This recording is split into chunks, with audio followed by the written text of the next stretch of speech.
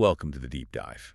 Today we're really digging into the city of Arad in Romania, right in those incredibly turbulent years just after World War II. We're talking about the time the communist state was being built. And the sources we have, local records, official notices, even some internal party memos, they paint this picture of just intense, rapid change. It's not a gradual shift. It's more like administrative chaos meets this huge ideological revolution head on. So the mission for you listening in is to get a feel for how daily life was actually managed, or maybe mismanaged, during these foundational years of a new Soviet-backed regime. I think purges, price controls, the whole 9 yards. Yeah, and Arad's an interesting case. You see, it was this administrative hub, and it mostly dodged the big territorial changes from the Second Vienna War. Its basic shape survived the war. Okay, so relatively stable initially. Physically, yes, but that made it a key target for the communists. And it's a bit ironic. The city is actually trying to grow, territorially speaking. It annexes Aradu New in 47, Sinocolomaic in 1950, while its own institutions, the political and financial core, are basically crumbling. That speed you mentioned, that's really the core of it, isn't it? Let's trace that political earthquake. It starts, August 1944.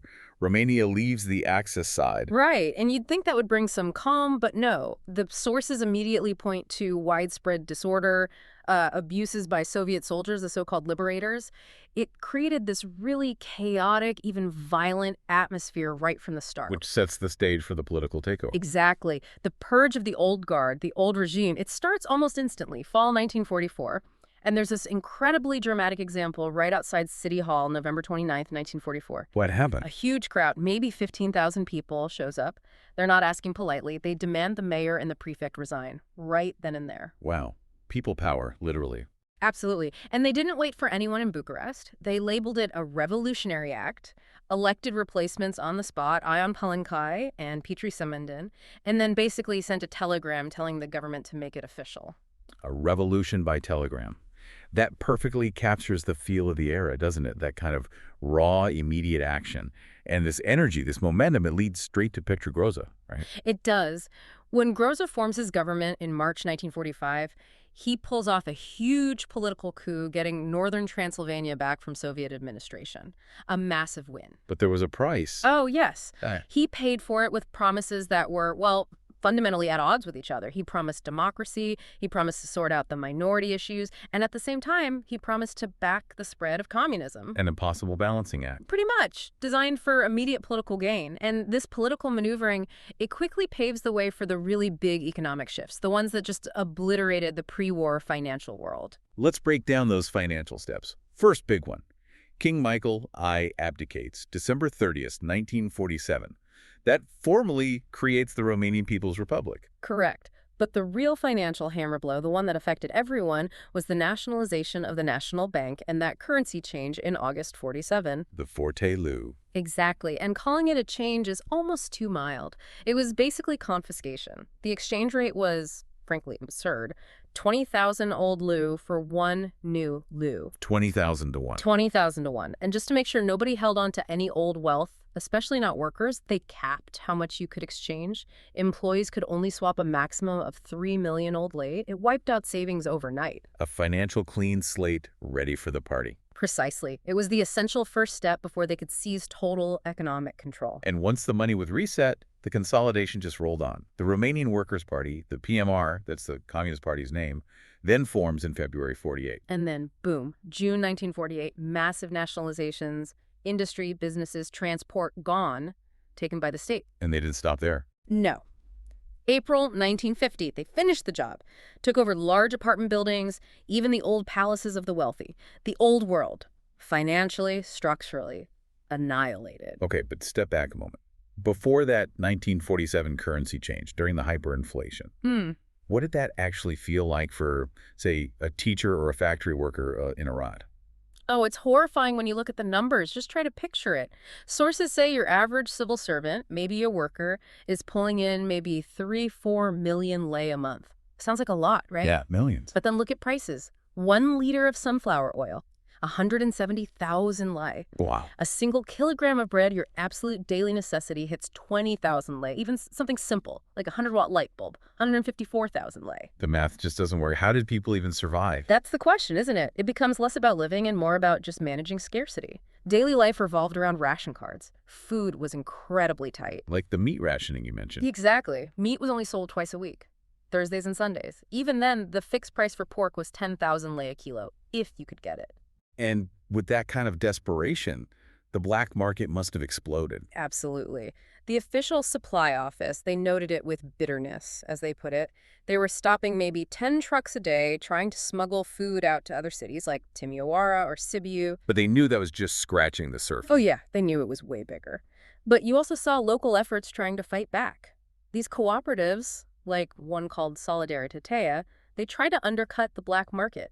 Selling potatoes, for example, at 1,600 lei a kilo when the market price was like 2,500. Small acts of trying to keep things affordable. It's a picture of constant struggle just to get basic necessities. It really is. And when a city is barely keeping its economy afloat like that, the basic services start to crack under the strain. Infrastructure, public health. That's often where you see the breakdown first. And I guess that breakdown was probably worse because a lot of the new officials running things were picked for loyalty, not necessarily because they knew how to, run a city. That definitely played a role. It hampered their ability to solve practical technical problems. Just take housing.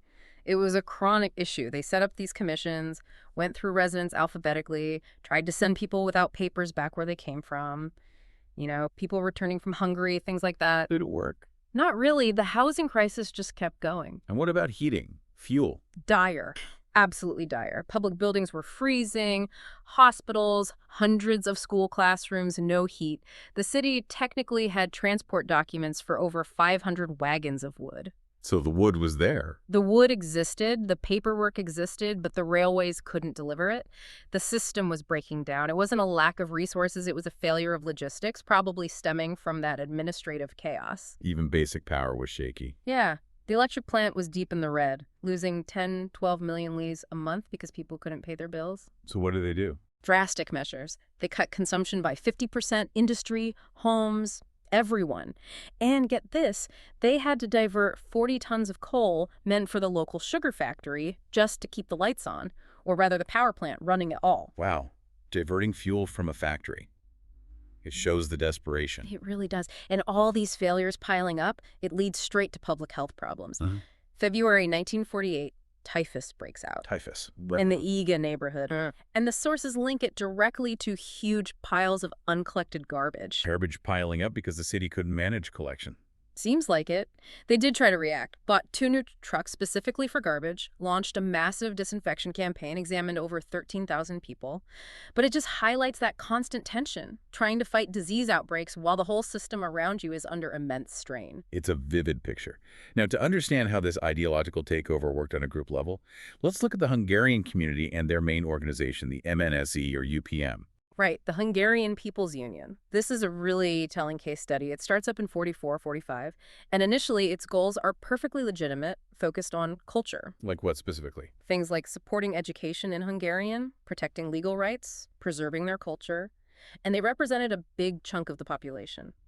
Hungarians were about 28.5% of Arad in 1946. And they were successful at first. Very. The organization grew incredibly fast. Within 2 years, 26,000 members just in the county. And nationally, they made huge strides in education. The number of high school students learning in Hungarian jumped from around 8,000 to 40,000. They were a significant independent force. But independence wasn't really on the agenda for the new regime. Not at all. Any kind of independent power, any pluralism was seen as a threat. So even though the MNSZ joined the main Democratic Party bloc, the BPD, the pressure started immediately. Pressure from who? From top communist leaders like Vasil Luka. He famously criticized their whole approach, called it unity devoid of principles. Basically, he told them they needed to adopt proletarian unity, meaning fall in line with the party, think like the party, act like the party. And this external pressure led to internal changes. It forced an internal purge. The MNSZ leadership found themselves having to justify removing so-called class enemies from their own ranks. Who are these class enemies? People like large landowners, maybe business owners, who resisted things like paying higher membership fees demanded by the new leadership. It forced the MNSE to abandon its original idea, representing all Hungarians.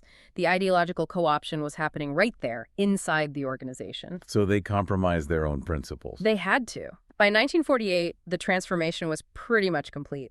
Leaders were openly saying that Hungarian workers must align themselves behind the Romanian Workers' Party. And you mentioned a symbolic detail. Yes, it's quite chilling. The organization's cultural center in Arad, which used to be a place called the Munich Restaurant, they renamed it. They named it after Szabo Arpad. Who was he? He was a Shekler freedom fighter, but crucially, he'd recently been killed while in the custody of the Securitate, the new communist secret police. Wow. That sends a pretty clear message. A very clear, very dark message about who held the real power and what could happen if you didn't conform. So what was the final outcome for the MNSC? By 1953, it was completely under the party's thumb, just an instrument. And then comes the final, cynical step.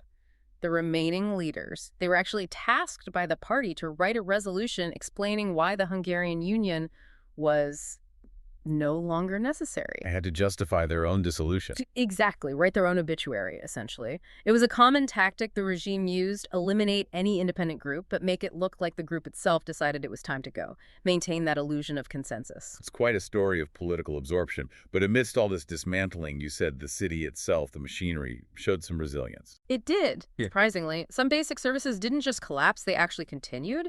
And some even improved. It shows that on a local level, even under all that pressure, administrators were still trying to make life, well, functional. That resilience is important. You mentioned rebuilding. Yeah, we see concrete things. The bridge connecting Arad to Eredul Nu was restored. That's vital infrastructure. And they installed 2 new tram lines.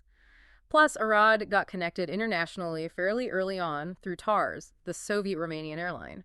It linked to Bucharest and was even a technical start for flights heading further west. So, progress on some fronts, but the overall political structure became hyper-centralized. That administrative shift in 1950, moving from counties to regions and districts, that wasn't just changing names on a map. What was the goal?